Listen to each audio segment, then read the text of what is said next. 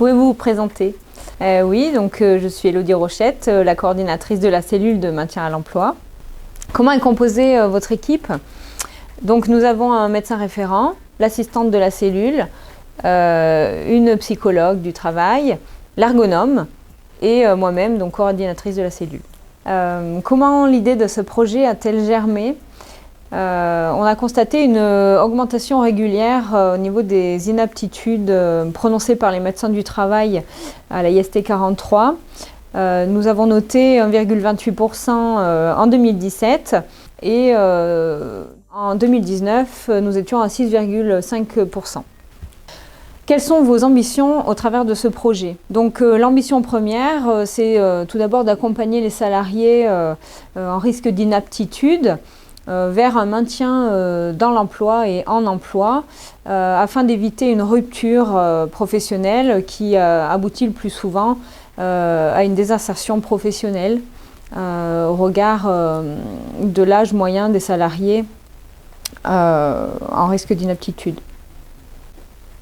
Quelle est sa valeur ajoutée? Avec la dernière réforme de la santé au travail, le processus d'inaptitude est devenu complexe. Combiné à la charge de travail des équipes médicales, cela ne permettait pas une réactivité efficiente face à certaines situations d'urgence en termes de maintien.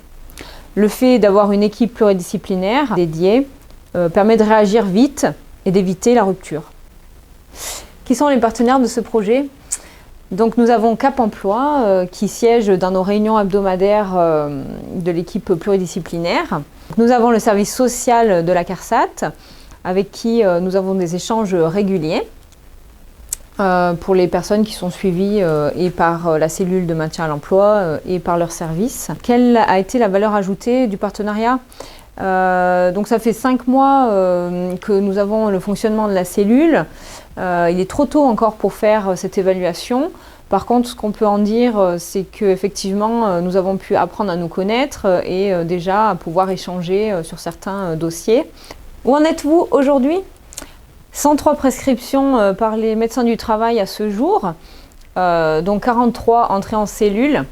Sur 12 accompagnements finalisés, nous avons 4 aménagements de postes par l'ergonome de la cellule, 3 reclassements en interne, une création d'entreprise et une orientation vers l'extérieur. En moyenne, le temps d'accompagnement dans la cellule est de 70 jours.